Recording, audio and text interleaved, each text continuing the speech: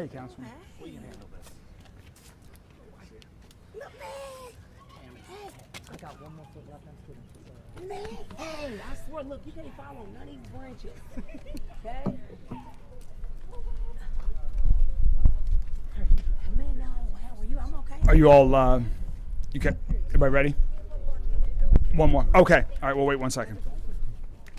We're waiting for one more. Yeah. And guys, we'll just have Mayor, Governor, and then. Oh, we got Robin here. To say a couple words, and that's it. I'm gonna say something. Yep. Okay. All right. Yeah, me too, because it is my district. Is this what happened to you? This is what happened to me. Mayor, how are you? Thank you. Absolutely, thank you. Sorry we keep doing this. Okay. Hi, I'm Robin. Hey, how are It's you? nice to see you. We gotta quit meeting this way, I right? know, right?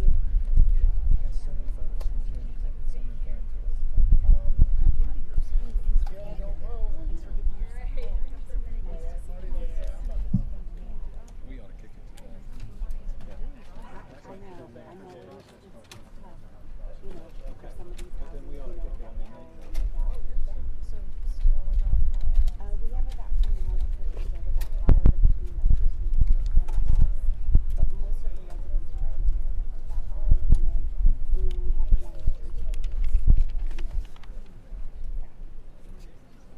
Governor, you know Robin Taylor. I did. No, the response to this has been fast. Yes. And I mean, Expeditious. Yes. the idea that you Yes. have an EF1 and powers up for all the 12 people this quickly is almost unheard of. Exactly. Yes, what you do. And Donna have to mom.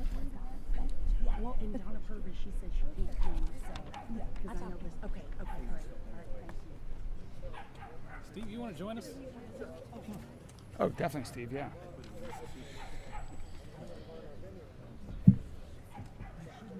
You guys ready? I appreciate having this much support. Yeah. And this is one where you can directly provide services because you know everybody there. Well, good afternoon, everyone. Thank you all for joining us. As you all know, the National Weather Service has reported that an EF1 tornado touched down yesterday with peak winds of 95 miles an hour. Fortunately, no one was physically injured to our knowledge as a result of this tornado. I want to start by just saying thanks to so many folks that have helped in the immediate aftermath of the storm and of this tornado touchdown yesterday. A giant thanks to all of the emergency responders and our emergency response agencies, Public Works, LMPD, LG&E, which we'll talk about in a second, has restored power to nearly everyone in this area. Thanks to Steve Cunanan and his team at the Red Cross for everything that they have done. And I also want to thank other public officials that have been working with our administration over the course of the night since this happened yesterday. Governor Beshear and his administration, Congressman Morgan McGarvey, Senator Gerald Neal, Councilwoman Tammy Hawkins, and Robin Taylor from Senator McConnell's office, all of whom are with us here today. The Red Cross right now does have a shelter and a services site set up a couple of miles from here where they are available to assist anyone in need. And approximately a dozen structures were impacted by this storm. Shawnee Baptist Church is the location of the Red Cross Center, and it will be open through the remainder of the afternoon today, and they will assess whether it needs to be reopened again tomorrow. Between 1 and 6 p.m. yesterday, our 911 team sent about 50 responses throughout the city for downed trees or wires. In this area alone, we had approximately a dozen runs. Right now, our Public Works team is coordinating efforts to get rid of the debris that we can that's in public ways. The good news is that a majority of this debris is within the urban service district where we are now, so all the pickup will likely be curbside. If anyone does have to bring any debris to a remote facility, ours are available at the waste reduction centers, and that they can drop that off free of charge. If anyone wants to report down trees that need to be cleared that Public Works has not yet identified or taken care of, please call 311, report that information. And our Public Works team is out as well, and they will continue to be out throughout the weekend to make sure they identify all of the trees that have to be taken away. As of right now, we're only aware of one roadway that is still currently blocked by a tree, and that is on Olive Street. But we do want to remind everyone to please, when you're driving or walking, operate with safety, with caution, look around. Just in our tour of the area today, there are still many downed wires that everyone should take caution as they are moving around. I also want to give a big thanks to Dare to Care.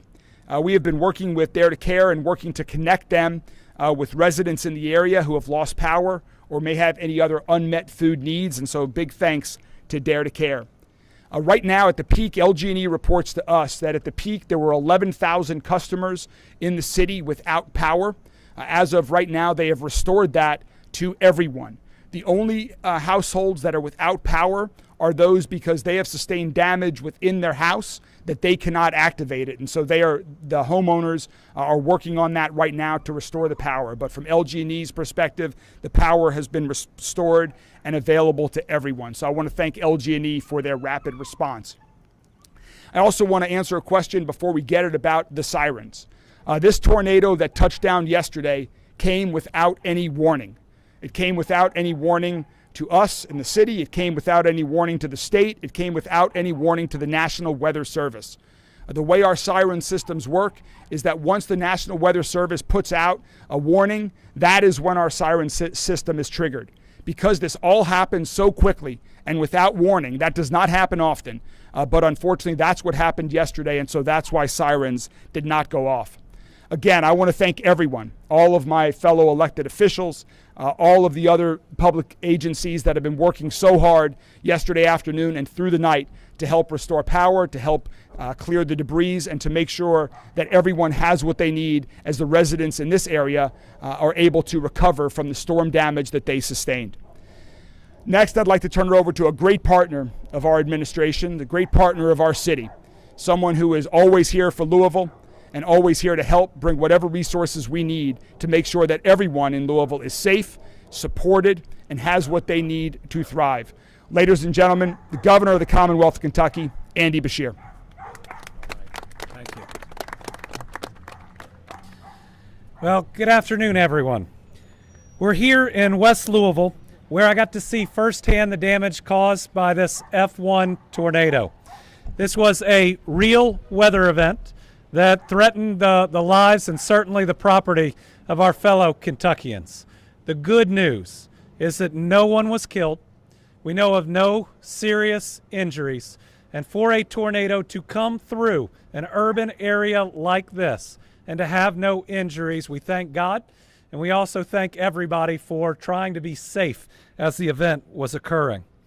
We also know that LG&E has restored power here faster than I've seen in just about any natural disaster, and I've seen a few of these. Now, unfortunately, we have seen a number of tornadoes, a number of natural disasters in recent years, and we're thankful that we have avoided the worst with this severe weather. But there is damage, and damages to homes, damage to trees, the fences that are down. Those are really important to each individual homeowner. And so while we are blessed that there were no injuries, we take very seriously the damage that has occurred. My message to the people of West Louisville is the same as the message and promise I've made everywhere else when things like this have happened. We will stand with you, and we will get through this, and we'll get through it together. The folks who call this West Louisville neighborhood home, I know many are hurting right now. They need to know we love them and we have their back, and what they have seen are services in their neighborhood faster than I have ever seen throughout my term as governor. I want to thank everybody contracting with any of the services that are out here helping to get people back on their feet.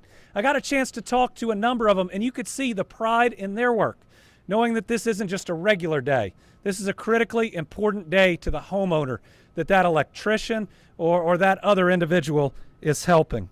I was just in the hard-hit areas, and it's tough to see the damage to somebody's home, but it's inspiring to see the amount of help that is out there on the streets and how many neighbors we have helping neighbors. Scripture tells us that we are to love our neighbor as ourselves, and these are the times that we prove it, that we prove that we are people of faith and of values, and that we're not just here today, but tomorrow and the next day. And I want the people of West Louisville and these neighborhoods to know this is a day where many people thought that they might be with their family or on vacation, but your whole government has turned out, from the state to the city to the federal government. We are here because you are important, and this neighborhood is important, and it deserves to be treated at a time of natural disaster just as well as any other neighborhood across the Commonwealth of Kentucky.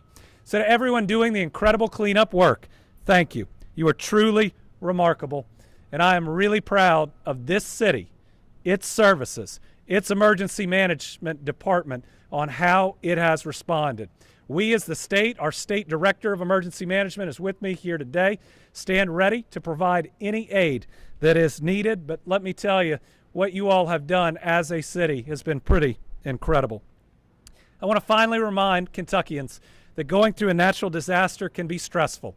It's not just the physical damage to your house, it can be the mental and emotional damage to your brain, to your soul, to your well-being. The Disaster Distress Hotline is a 24/7 year-round confidential crisis counseling and emotional support resource for survivors, for responders, for anyone who is dealing with that stress. Remember, it is okay to not be okay, especially when a tornado has gone through your neighborhood and put at risk your loved ones. So if you need help, that number is 1-800-985-5990.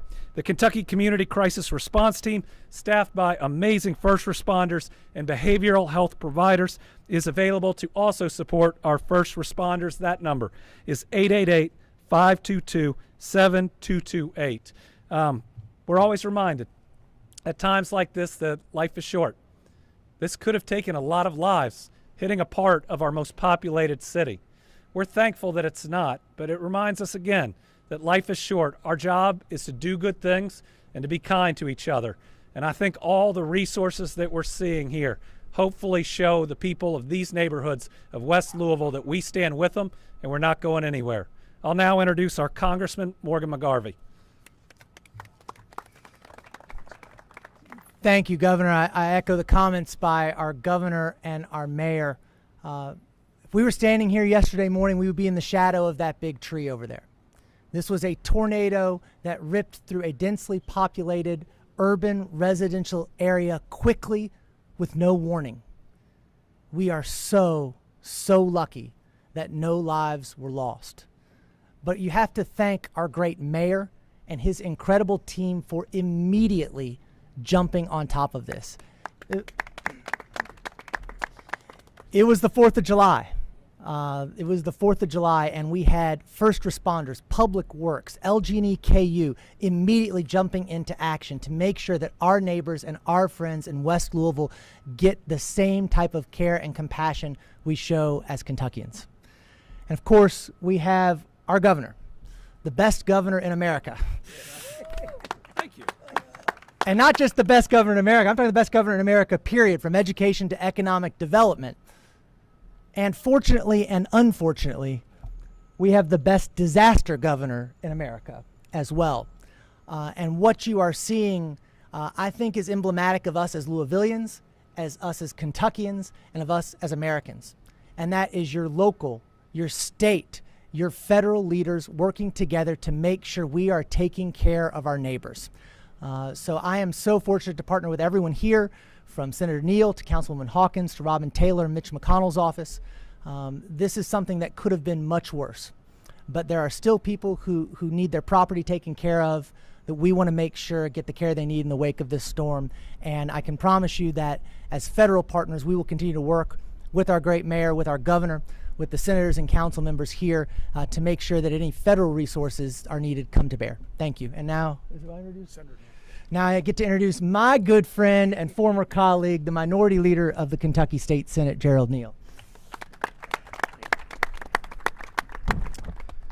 Good afternoon. You know, most of everything that could be said has been said, but I tell you, you don't understand the power of what's happening here and the response and how invaluable it is until you see what's happening in this community with Mother Nature, when Mother Nature applies her force. Is astounding. It's mind-blowing to me. But the beauty is that there's been multiple miracles throughout this community.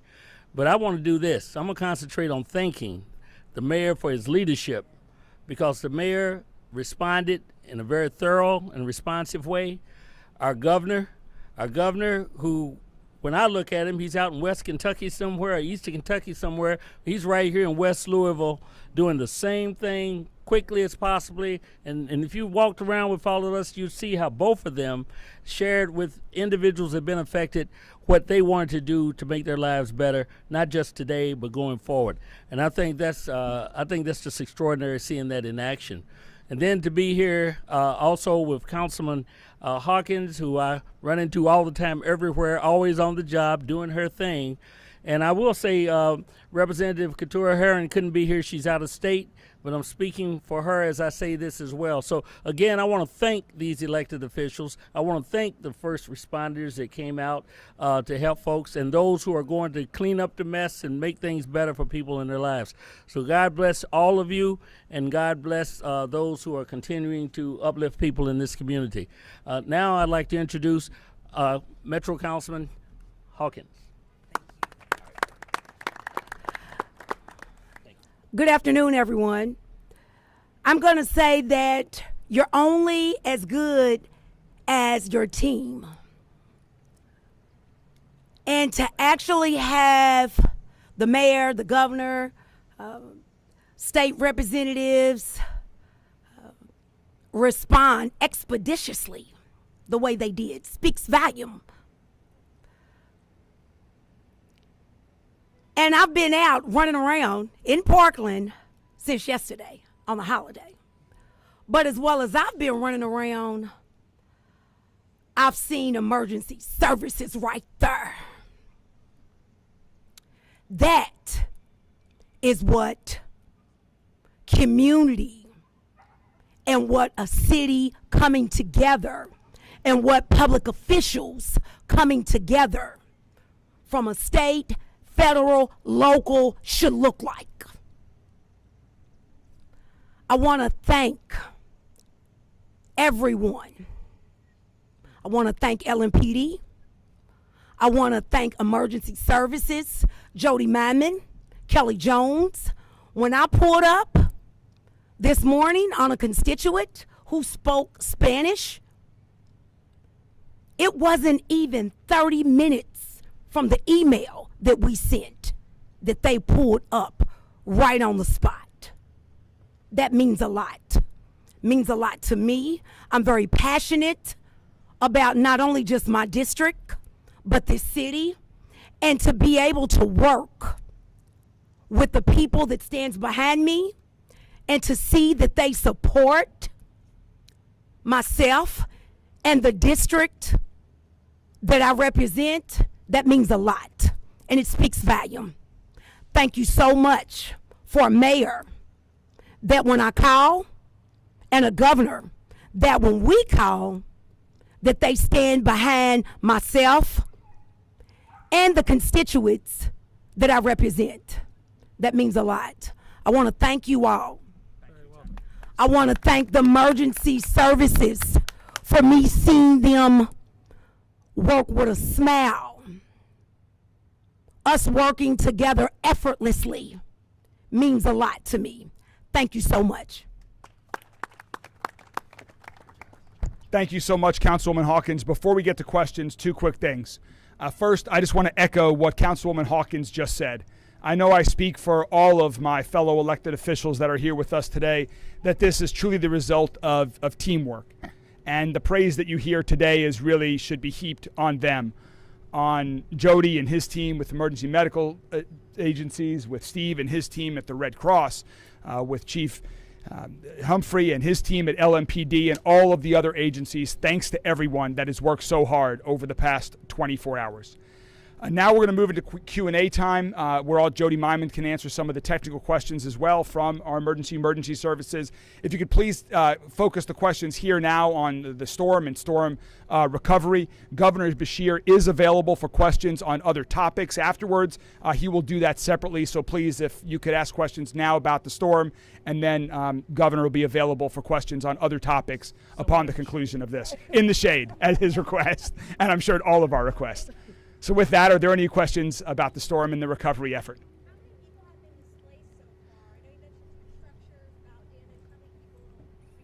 Yeah, to our knowledge, no one has been displaced. We have Jody and his team have knocked on the doors. The Red Cross has been available to provide some services, but we're not aware of anyone who has been displaced. Do you have any idea as to how many homes had structural damage or buildings in general?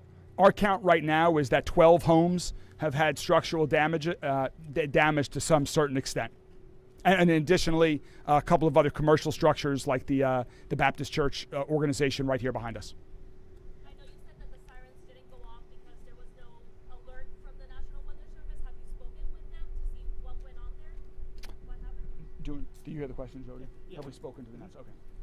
Yeah, so we've spoken with the National Weather Service. Jody Myman, I'm the Executive Director for Emergency Management and Emergency Services. So we've spoken with them, and they're evaluating the process as well. So we're doing our damage assessments out here, and they're doing any kind of assessment with the storm as well. But, it was so quick. It was 30 seconds to a minute was the storm, and that quick. And, sometimes the radar may not catch up, and they've got to evaluate that process. So, I mean, we're in constant communications with the National Weather Service. How often are sirens tested? They're tested once a month.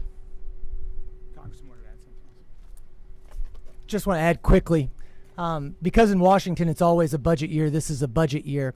Before this ever happened, our office has met with representatives from National Weather Service and other people about improving the radar technology nationally as storms continue to pop up. And so that is something that we are trying to advocate for in this budget that comes up on September 30th. Would that mean that they can be alerted even before it comes out of nowhere? Because people need to be alerted by sirens. You're asking me wonderfully technical questions, and I appreciate that. What we're meeting, and look, they're meeting with lots of members of Congress as well, because we know we need to continuously keep up our infrastructure for things like this. That's what we're working to do so that we can have the best, most up-to-date technology always to keep people's lives safe. Any other questions? All right, well, thank you all so much. We'll continue to keep you all up to date with information so that the public can get what they know to recover. Thank you all very much. Take that jean jacket off.